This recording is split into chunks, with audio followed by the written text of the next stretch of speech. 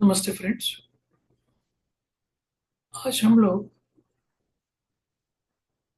Greek के सबसे महान फिलोसोफर, वेस्टर्न साइड के वेस्टर्न वर्ल्ड के सबसे महान फिलोसोफर सोक्रेटिस की कहानी सुनते, उसके सक्सेस से रिलेटेड।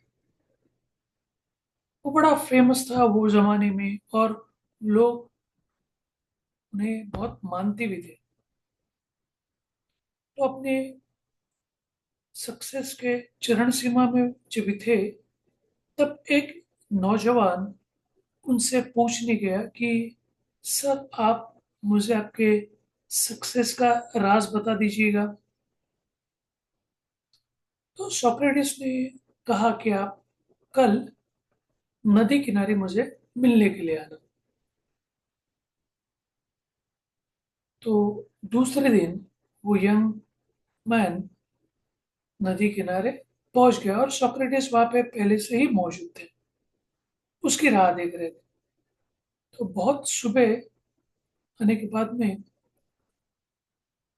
तो उन्होंने कहा कि मेरे साथ या मेरे पीछे आप चलते आ जाना। तो सोक्रेटिस नदी के अंदर चलने लगे, और वो नौजवान भी उनके पीछे पीछे चलने लगा। थोड़े अंदर जाने के बाद में उनके एंकल तक पानी आ गया, और वो नौजवान पूछ रहा था कि सर, मैंने तो आपको आपके सक्सेस का सीक्रेट पूछा, आप जरा बता दीजिएगा। हाँ, मैं वही बताऊंगा, आप मेरे पीछे आ जाओ। तो थोड़े अंदर चले गए, तो ऑलमोस्ट घुटने तक, नी तक वहां पे उनका पानी पहुंच गया। अभी ये नौजवान कुछ कुछ समझ में नहीं आ रहा था।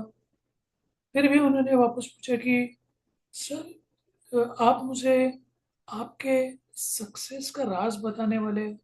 हाँ हाँ, वही मैं बता रहा हूँ आपको, आप जरा मेरे पीछे आ जाना।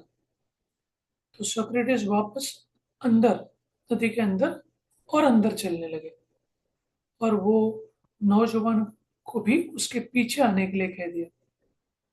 वो भी जाने लगा अंदर। अभी पानी ऑलमोस्ट छाती तक आ गए, चेस्ट तक आ गए, और फिर वो नौजवान से रहा नहीं गया, तो वो एकदम उनके नजदीक गया। सर, पानी तो यहाँ तक आ चुका है, अब मुझे जल्दी से आपका सीक्रेट बता दो ना, सक्सेस का सीक्रेट।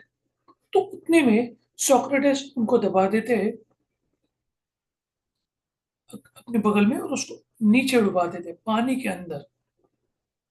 पानी तो यहाँ तक आ गया था, और वो यंग मैन पूरी कोशिश कर रहा था उनके, उन्होंने जो पकड़ के रखा था उससे छोड़ने के लिए, लेकिन कुछ फायदा नहीं था, क्योंकि सोक्रेटिस की पकड़ एकदम मजबूत थी।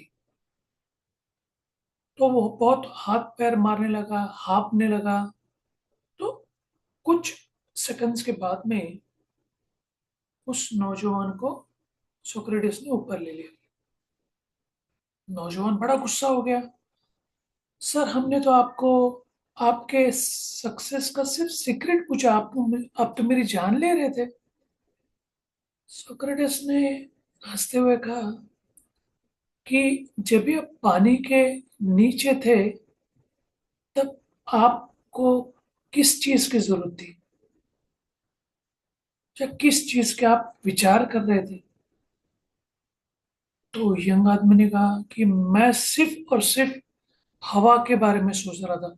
सिर्फ हवा, सिर्फ एयर, ऑक्सीजन, जिसके कारण मैं जीवित रह सकूं।